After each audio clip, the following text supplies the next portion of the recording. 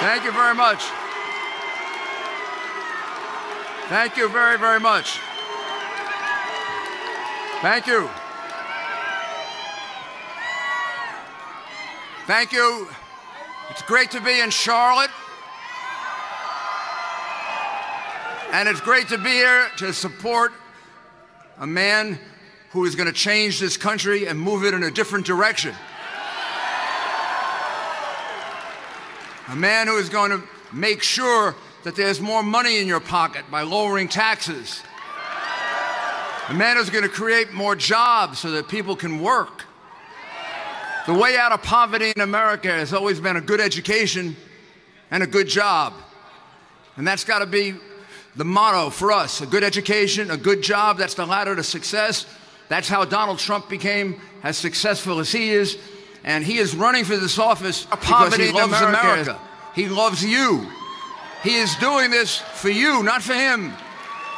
Motto for us, a good education, a good job, that's the ladder to success. That's how Donald Trump became as successful as he is. And he is running for this office because he loves America. He loves you. He is doing this for you, not for him. And he is exactly the right man at the right time. We now need a person who can go to Washington with a big broom and clean it out. And clean it up. And he's running against a candidate who was the worst Secretary of State in my lifetime. She's running on her experience. Her experience is the reason to vote against her. It's experience of taking our distinguished State Department and turning it into a pay-for-play operation. In other words, if you donated millions to the fraudulent Clinton Foundation, you got a special favor from the State Department. You got to meet with an ambassador. Or you got a call to the Internal Revenue Service to go easy on your company. Or you got involved in a big deal where the Russians get 20% of our uranium, and you made a lot of money on that. You pay the Clinton Foundation, and then you had access to the pay-for-play State Department. I'm a former prosecutor. You know what I call that? I call that racketeering. She should have been indicted. She should have been indicted for destroying the 34,000 emails.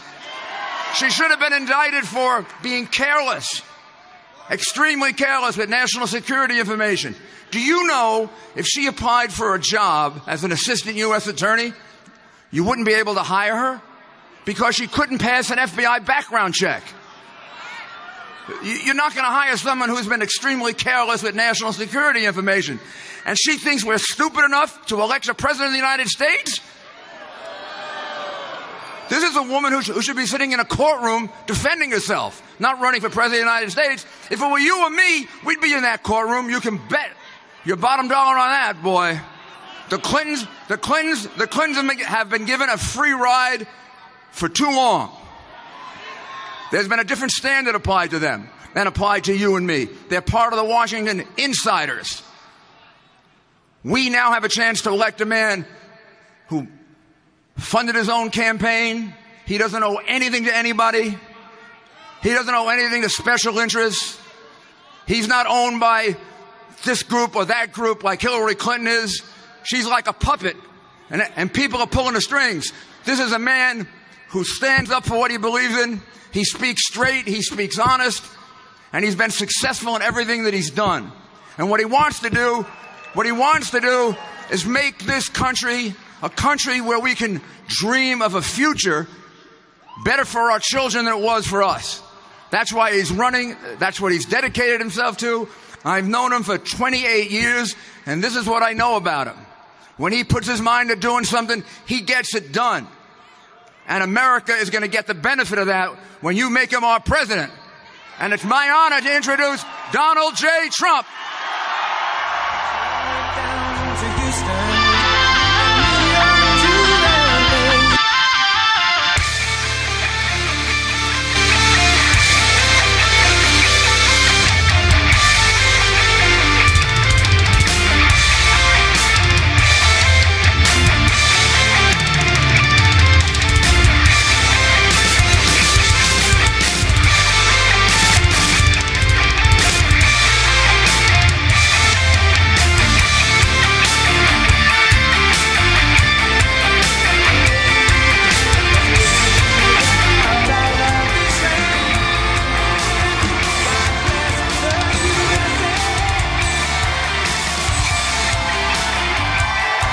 you.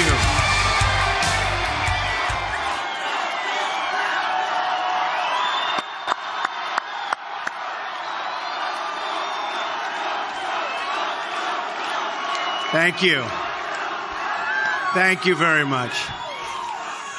Thank you, and it's great to be in Charlotte.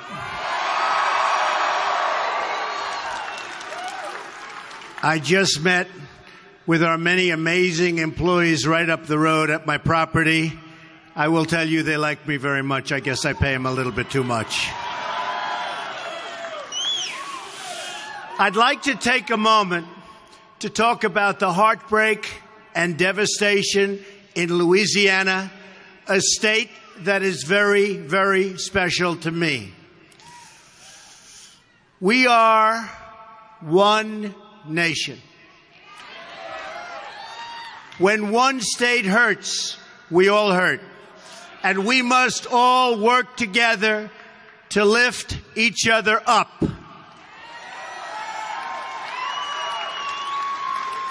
Working, building, restoring together.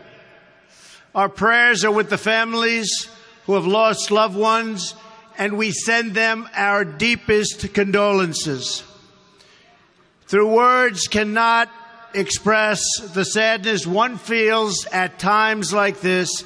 I hope everyone in Louisiana knows that our country is praying for them and standing with them to help them in these difficult hours. They are very, very difficult. Thank you. We are one country, one people, and we will have together one great, fantastic future. Together, I'd like to talk about the new American future that we are going to create as a team together.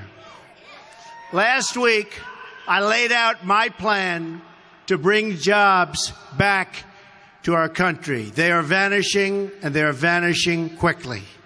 On Monday, I laid out my plan to defeat radical Islamic terrorism.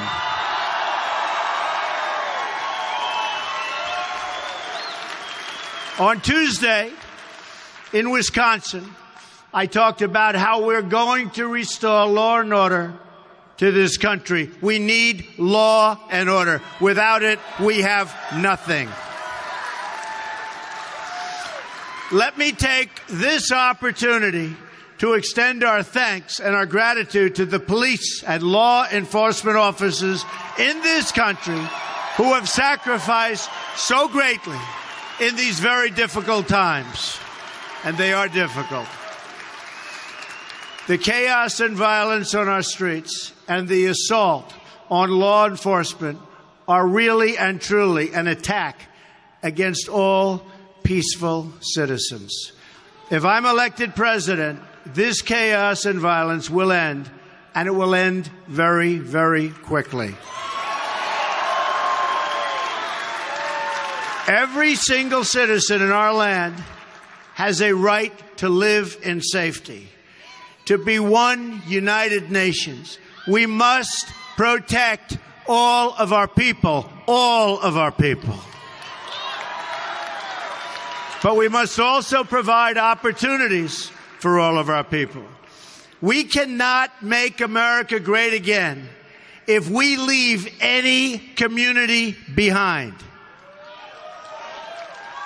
Nearly 4 in 10 African American children are living in poverty.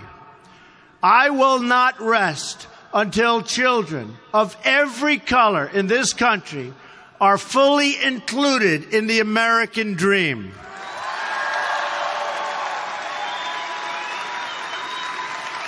Jobs, safety, opportunity is what we have to have, and it's what we need. Fair and equal representation.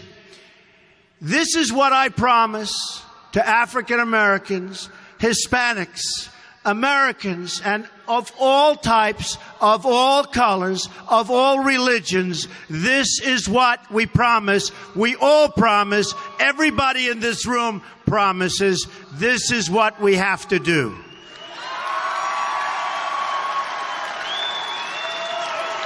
But to achieve this new American future, we must break from the failures of the past. As you know, I'm not a politician. It's good. I've worked in business, created a great company, created lots of jobs, rebuilding neighborhoods. That's what I've done all of my adult life.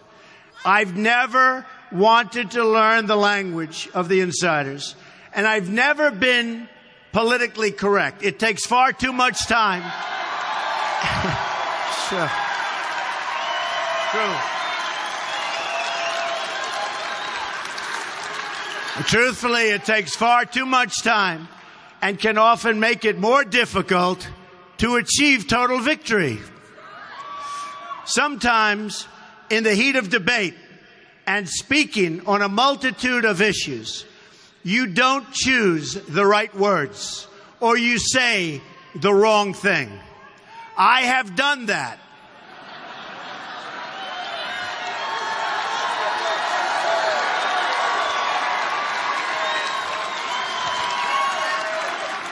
And believe it or not, I regret it. Thank you.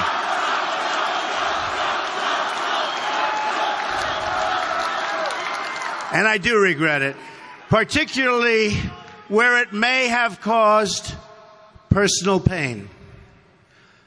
Too much is at stake for us to be consumed with these issues. But one thing I can promise you this: I will always tell you the truth.